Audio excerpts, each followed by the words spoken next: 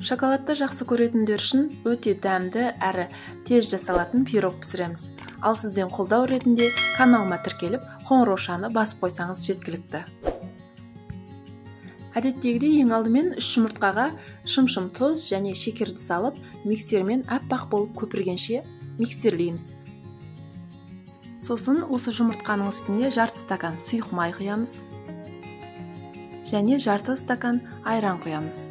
Осылардың барлығын жақсылап араластырып аламыз.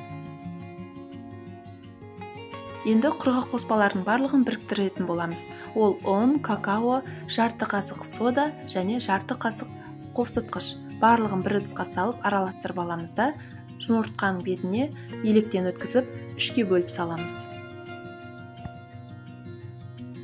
Егер құрғақ қоспаларды бірден салып жіберетін болсаңыз, жұмыртқа басылып, пирог көтерілмей қалады. Сол үшін 3-ке 2-ге бөліп салғаныңыз дұрыс. Миксердің ең жай жылдамдығымен миксерлейміз.